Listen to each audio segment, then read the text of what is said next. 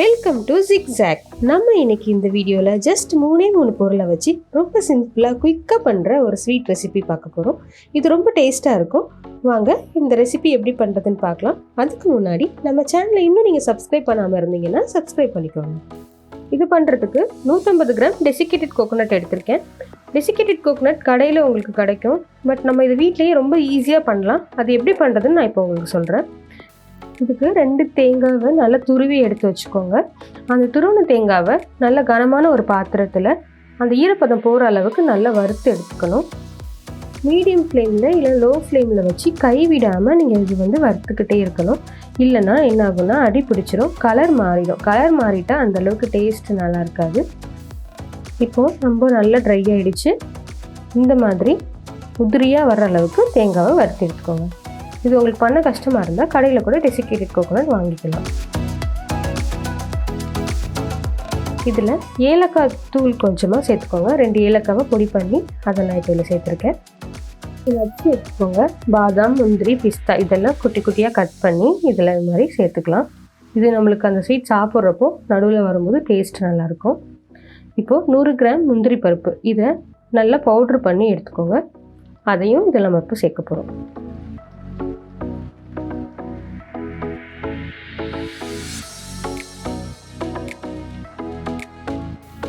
தேங்காவையும் இந்த முந்திரி பருப்பு பவுடரையும் நல்லா கலந்து விட்டுக்கோங்க. இதுக்கப்புறமா நம்ம இதில் ஒரே ஒரு பொருள் கடைசியாக ஆட் பண்ண போகிறோம், கண்டென்ஸ்ட் மில்க். இது நான் 100 ml கண்டென்ஸ்ட் மில்க் எடுத்திருக்கேன். அதை ஒரு 2 ஸ்பூன் மட்டும் ஃபஸ்ட்டு ஆட் பண்ணிக்கிறேன். ஒரே நேரத்தில் எல்லாமே ஆட் பண்ணாமல் கொஞ்சம் கொஞ்சமாக ஆட் பண்ணி இப்படி நல்லா மிக்ஸ் பண்ணுங்க. கூட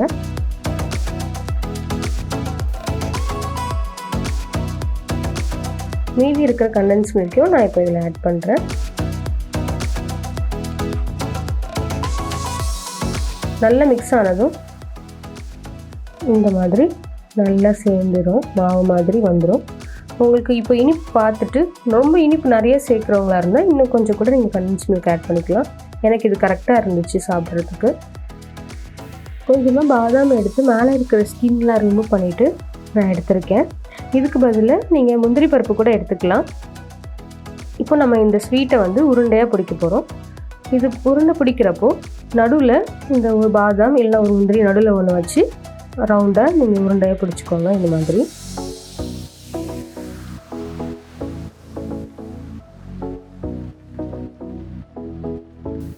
எல்லாத்தையுமே இதே மாதிரி சின்ன சின்ன உருண்டையாக பிடிச்சி வச்சுருங்க.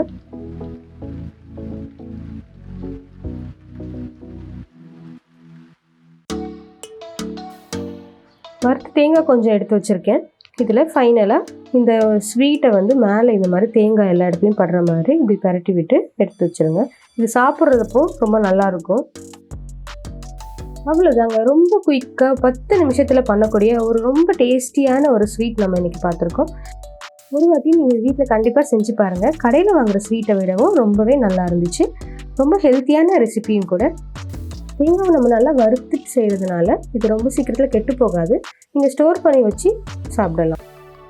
இந்த ரெசிபியை கண்டிப்பாக நீங்கள் ஒரு நாள் செஞ்சு பாருங்கள். செஞ்சு பார்த்துட்டு எப்படி இருந்துச்சுன்னு கமெண்ட் பாக்ஸில் கமெண்ட் பண்ணுங்கள்.